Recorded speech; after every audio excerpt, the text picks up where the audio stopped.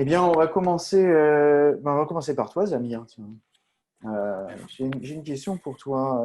On a vu comment Ibexa s'était construit autour de cette idée de la DXP et comment il y avait un véritable changement de philosophie en fait autour du produit. Euh, mais ça traduit aussi certainement, enfin c'est ce que tu vas me dire, ou me confirmer ou m'infirmer, euh, un changement en termes de maturité digitale en France que tu as vu évoluer au fil des années. Alors, comment ça a évolué et surtout comment, puisque Easy, enfin maintenant Ibexa est une société internationale et basée en Norvège, comment tu peux comparer cela au reste du monde? Alors, merci pour la question, Yann. Alors, il y a deux choses. La première, je voudrais juste revenir par rapport à ce que tu as dit. En étant Easy, il y a 2 mois et maintenant avec Bexa, on n'a pas apporté de révolution, c'est plus une évolution. Donc, on veut capitaliser sur ce qu'on fait déjà, qui était justement toute cette notion de digitaliser ses contenus. Et cette partie-là, c'est quelque chose qui était globalement faite en France. Et les gens se contentaient, surtout les entreprises, se contentaient plutôt de créer un site. À part, bien entendu, on a toujours des sociétés qui sont très très en avance sur le digital, mais je l'avais dit tout à l'heure lors de la présentation, voilà, c'était pour se digitaliser, on va faire un petit site web et un site e-commerce. Mhm. Ça, c'est une étape qu'on peut considérer comme passée aujourd'hui en France. Aujourd'hui, c'est effectivement comment on va faire vivre tout ça ensemble et surtout le rendre beaucoup plus homogène et fluide. Parce que maintenant, on n'a pas besoin que d'un seul site web. On a besoin de tout un ensemble de dispositifs médias. Michael parlait d'OTT par exemple. Ce qu'on fait aussi avec des musées, notamment celui de New York, c'est de lui permettre d'afficher ses contenus directement sur des bornes interactives. Donc on n'est pas sur des Mhm. télés, mais sur des bornes interactives. Et c'est ça en fait l'enjeu de demain, c'est comment de créer la meilleure expérience, la plus riche et la plus complète. Et alors, il y a effectivement des pays qui se lancent. Donc c'est ce qu'on appelle l'ADXP, c'est arrivé l'année dernière en France avec des éditeurs anglo-saxons notamment, mais pas seulement. C'est un marché qui se développe aussi localement. On le voit par exemple en Allemagne, marché sur lequel on est aussi très présent. Et c'est quelque chose qui est tout juste naissant en France. Donc, Mhm. c'est d'avoir, et on le voit au travers de différentes acquisitions, consolidation de marché depuis 2 ans maintenant. Donc, chacun essaye d'aller construire sa, sa DXP pour avoir aujourd'hui une solution qui répond aux nouveaux besoins du marché, parce que c'est clairement là l'enjeu, c'est comment répondre aux nouveaux besoins Mhm. des entreprises. Et nous, on a pris le parti de se concentrer sur le monde du B2B. Merci Zamir, une excellente transition qui parle d'évolution du marché, parle d'évolution aussi de la vision. Alors j'aimerais interpeller Bertrand là-dessus. J'aimerais savoir quelle est ta vision de la DXP du futur, ses évolutions, ses futures fonctionnalités. Quelle serait la DXP idéale en fait, en quelque sorte?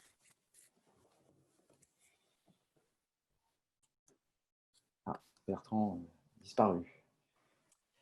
Ouais, Bertrand a disparu. Bertrand a disparu. Bon, c'est pas grave, on va passer à la question suivante. Peut-être en attendant que notre ami Bertrand revienne. Peut-être pour Nicolas, s'il est là. Je pense qu'il est toujours là. Il est toujours là. Il est toujours là. Merci Nicolas de sauver la session.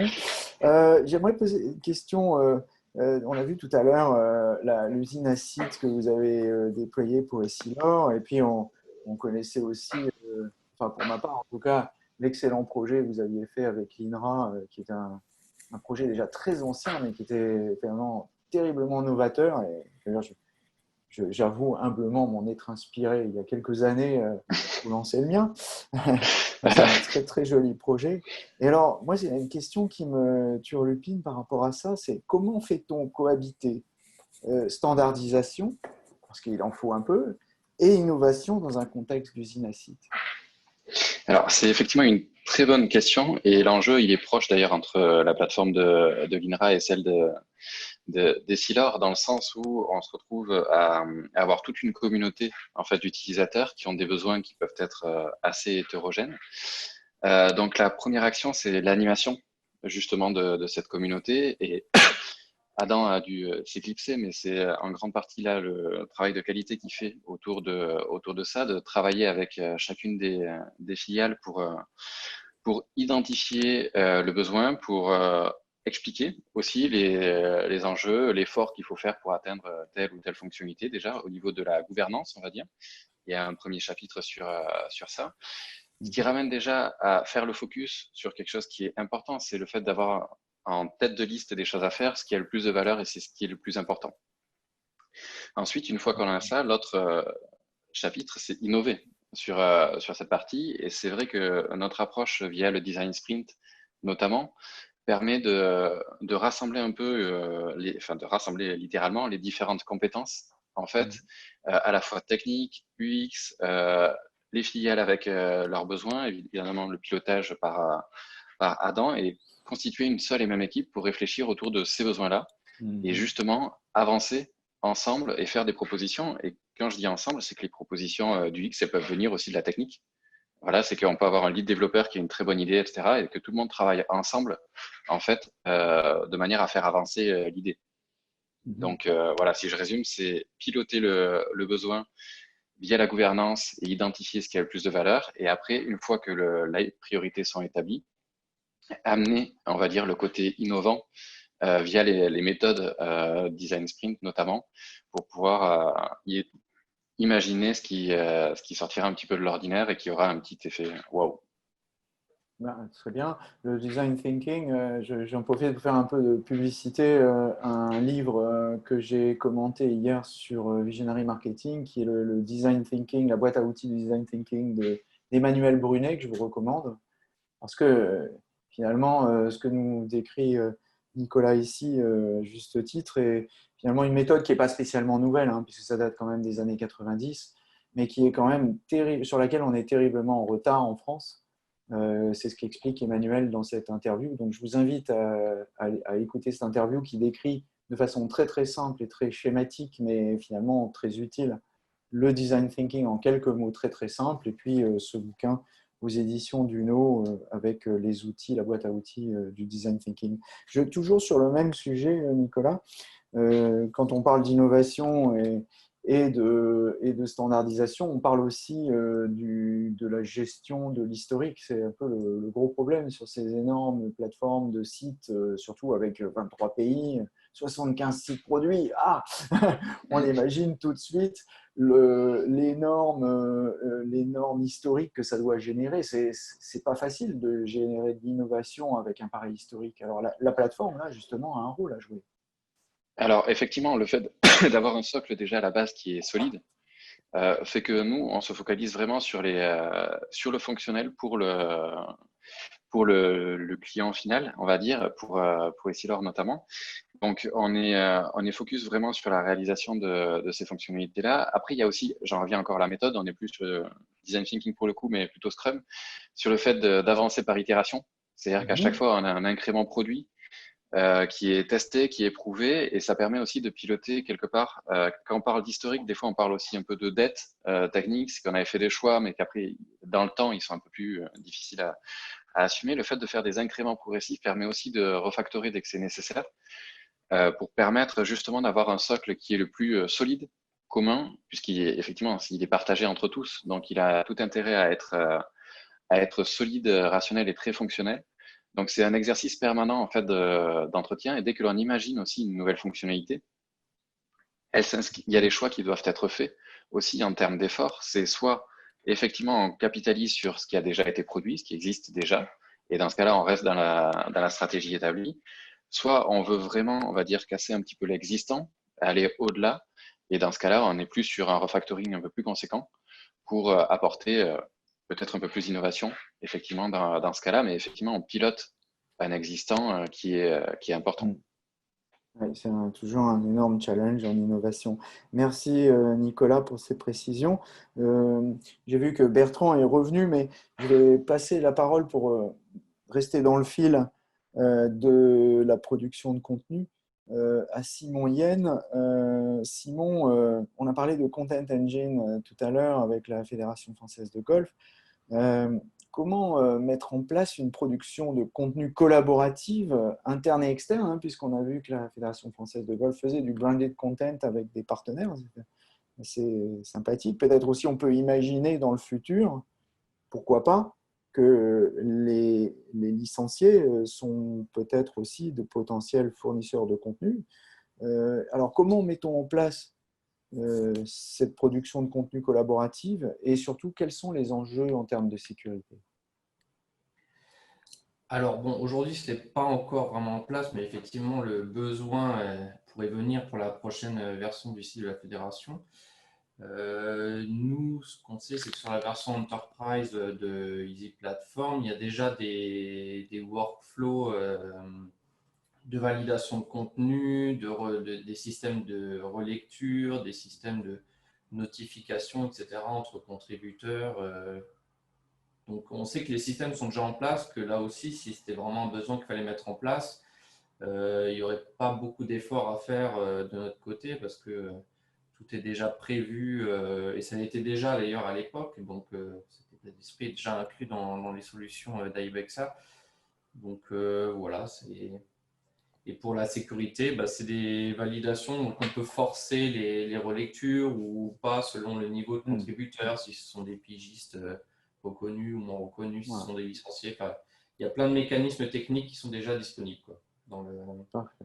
Donc la technique n'est pas un enjeu en fait, c'est quelque chose qui est parfaitement maîtrisé et il reste à On se... peut rajouter notre couche en tout cas, parce que on sait qu'il y a des mécanismes dans lesquels on peut se glisser et rajouter du fonctionnel métier à développer, mais de base, là aussi, il n'y a pas beaucoup d'efforts à faire pour qu'il y ait un minimum de systèmes de relecture qui soient mis en place, quoi. Merci Simon. Alors Bertrand, s'il a retrouvé l'usage de son micro, va peut-être Bien pouvoir sûr. nous... Il a retrouvé, c'est fantastique. Alors Bertrand, est-ce que tu peux nous décrire ta vision de la DXP du futur? Alors, c'est notre vision. J'aimerais commencer du coup par on va dire le résultat final, le livrable, le dernier livrable de cette DXP du futur. Le dernier livrable, c'est pour un DXP B2B, c'est ce que vos clients et acheteurs vont avoir en phase 2. Et ce qu'on veut que les clients et acheteurs de nos partenaires aient en phase 2, c'est une expérience d'achat fluide qui minimise les frictions. Parce qu'on sait tous que toute friction qu'on aura sur un site d'e-commerce en tant qu'acheteur final va souvent nous donner envie d'aller voir ailleurs. On ne se fait pas de mystère, la raison pour laquelle un Amazon ou un ManoMano ont des bons résultats en vente, c'est parce que c'est simple. En quelques clics, c'est facile, les recommandations qu'on obtient sont pertinentes, le suivi est efficace, on peut annuler sa commande. Et pour l'instant, dans le monde du B2B, c'est quelque chose qu'on a en général très peu. On est plutôt sur du frictionful que du frictionless.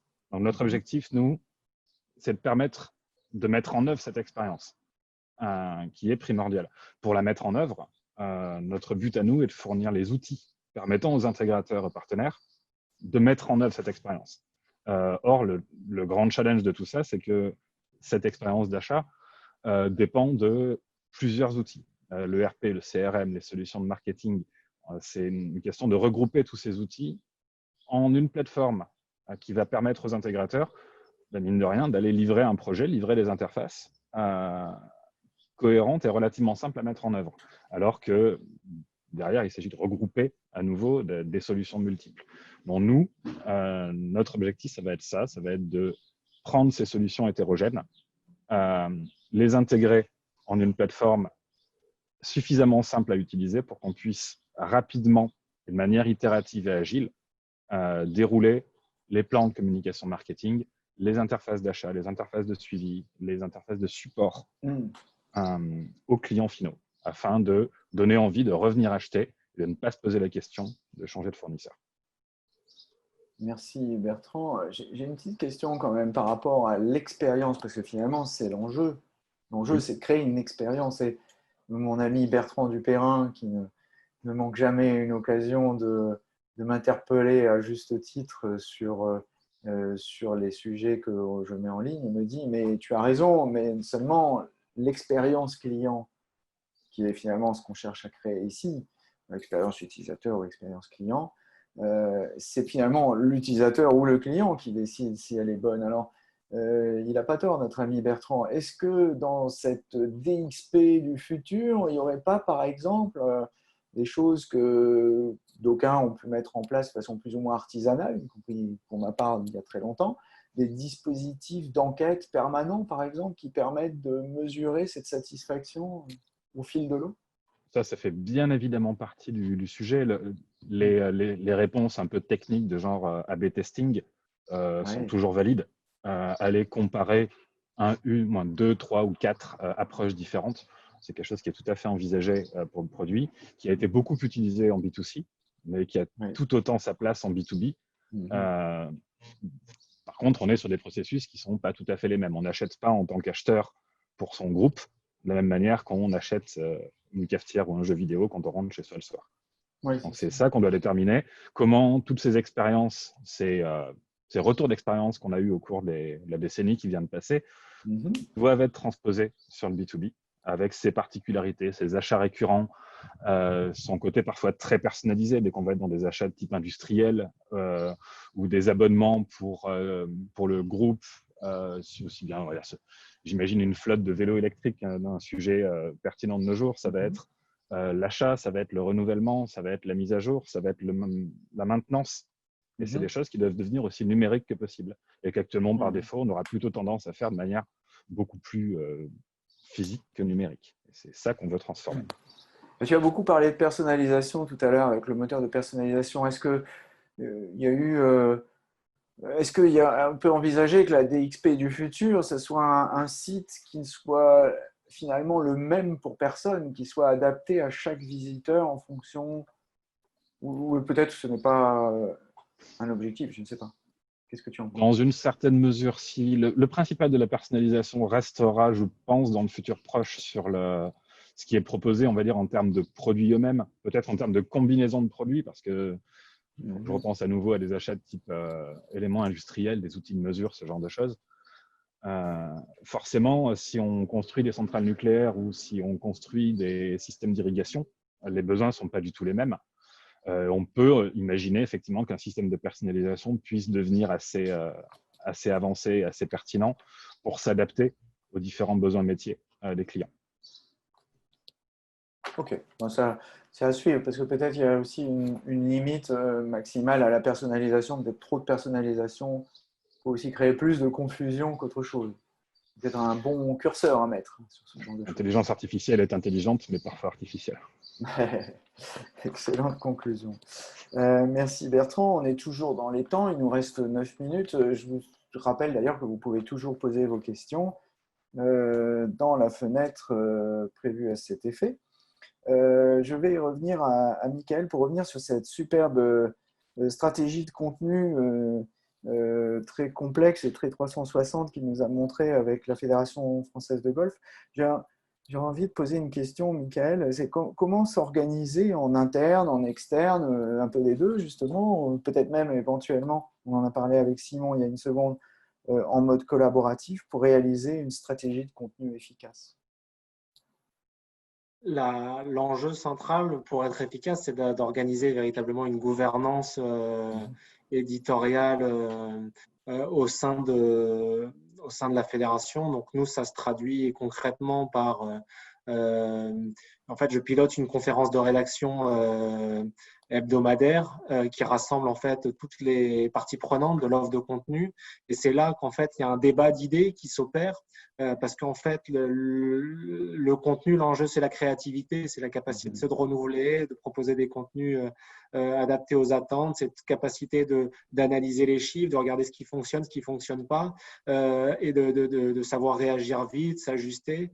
Donc, cette conférence de rédaction, elle est essentielle. Elle réunit donc de manière hebdomadaire l'ensemble des parties prenantes pour inventer l'offre des 15 prochains jours ou 3 enfin, on a une visibilité à 3 semaines. On essaye toujours d'anticiper à 3 semaines ce qu'on a à produire dans le cadre d'un programme qui est bien établi, hein, et une grille qui est claire. Mais voilà, on y travaille de cette manière-là. Après, l'enjeu dans une fédération, on n'est pas un média, on est une fédération sportive. Notre enjeu, c'est aussi de fédérer l'interne sur cette offre. C'est la conviction que les différentes parties prenantes voient dans cette offre une offre pertinente, et c'est la capacité de créer du lien avec d'autres entités au sein même de la direction marketing et communication, parce que c'est du content marketing, c'est un contenu au service de nos enjeux business. Donc, il faut que le marche main dans la main avec la régie commerciale chez nous. Oui. Ça veut dire que de manière mensuelle, on a un point, on pourrait appeler ça une conférence de prévision, d'anticipation, où en fait, on rassemble autour de la table le patron de la com et du marketing, le responsable du pôle marketing, le responsable du pôle communication, et on aborde de manière transversale l'offre et la moyen de la monétiser au mieux et la moyen de la distribuer le plus largement possible. Et on parle d'éléments de langage aussi sur des sujets qui parfois peuvent être compliqués, complexes. Donc, oui, quand on commence à développer l'offre de contenu, l'important, c'est d'avoir une gouvernance solide, efficace, pour être au quotidien en capacité de délivrer quelque chose qui tourne rond, quoi.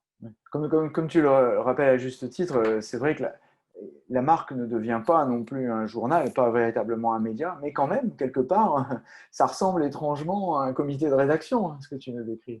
Oui, on est un média, on se considère comme tel, on l'est devenu par la force des choses, mais on ne doit pas oublier que l'entité pour laquelle on travaille, son objet, c'est une délégation de service public, et son objet, c'est celui qui nous guide. Donc, on est un média parce qu'on est organisé comme tel, et on pense que c'est clé d'être en capacité d'être performant sur les contenus, mais on est au service d'une mission bien particulière. Il faut jamais l'oublier, et c'est ce qui fait la particularité de ce qu'on fait à la fédération. Mais bon, oui, bien sûr. C'est vrai que vous avez... toutes les marques investissent dans les contenus, et voilà, on fait. Mais en même temps, c'est un très bon exemple pour les autres marques qui n'ont pas forcément de délégation de service public, mais de voir justement à quel point la marque média se met au service de son public. Comme souvent, je dis aux élèves qui sont en cours marketing de contenu, je leur dis, attention, nous, on n'a pas de cible, on a des audiences. Et c'est ça qui est important. Vous le faites un peu naturellement dans le cadre de cette délégation de service public, mais de certaine manière, ça peut s'appliquer à n'importe quelle marque qui arrive à un peu oublier son aspect commercial pour fournir un contenu qui soit utile à ses utilisateurs et ses clients. Oui, clairement. Très intéressant. Clairement, là, l'enjeu, c'est de servir une offre qui va dans le quotidien du golfeur, être utile, que ce soit pour nourrir sa passion, tout simplement, mais aussi pour l'organiser et pour progresser dans son jeu, pour démultiplier le plaisir. Ce plaisir, c'est la fidélité, donc c'est important. Très bien, on ne manquera pas d'aller sur le site de la Fédération française pour améliorer notre drive, ce qui, dans mon cas d'ailleurs, ne sera pas très difficile. Mais bon, la seule fois où j'en ai fait, j'ai attrapé un tennis elbow. Enfin bon, ça devait quand même ça pas donne envie de se mettre au golf. On va peut-être terminer, il nous reste un peu moins de 3 minutes, peut-être avec une question pour Adam Healy. Adam, I don't know if you're still here with us. Je ne crois pas. Et il n'est pas là. Bon, j'avais une question pour lui sur la conduite du changement. Alors peut-être, Nicolas, tu es… Alors, je peux tenter. Alors, tentons, allez, c'est un challenge. Alors, justement, la question, c'était quels étaient les enjeux en termes de conduite du changement dans le déploiement d'une plateforme DXP internationale avec tant de pays différents, et tant de sites différents. Alors, effectivement, je vais tenter. Donc, dans l'idée, on en revient à un peu ce que je disais tout à l'heure, c'est la gouvernance. C'est que ça a été et c'est encore un travail important sur lequel Adam travaille au quotidien d'être auprès des filiales alors au début c'était pour conquérir, séduire, parce que le nombre de sites a été croissant en fait, c'est-à-dire qu'on a commencé avec l'Allemagne et l'Angleterre et progressivement d'autres sites sont arrivés, donc de convaincre en fait les différentes filiales de venir sur cette plateforme. Et après, ça passe par le fait d'animer la communauté en permanence autour du produit, de proposer de l'innovation, justement, pour qu'il y ait cette fidélité qui se crée autour du produit. Donc, alors, je ne vais pas me substituer évidemment à Adam, mais voilà, dans les grandes lignes, ce que je peux dire sur le sujet. Eh bien, merci Nicolas. C'était très sympathique de pouvoir répondre quand même à la question. Nous n'avons pas de questions du public, c'est un peu dommage, mais nous pourrons y répondre en dehors de ce webinaire, puisque nous sommes maintenant arrivés à son terme. Il est 11h59. Là, on peut dire, hein, c'est du timing, c'est de la précision norvégienne, il ne faut pas dire suisse. Et ben, merci à tous et à toutes et pour votre présence et votre participation. Et eh bien, nous donnons rendez-vous sur ibexa.co puisque c'est la nouvelle adresse du nouveau nom de Easy System, ibexa.co. Voilà, à bientôt. Merci à toutes et à tous. Merci. Merci Merci, pour votre au revoir. participation. Merci. Bonne journée.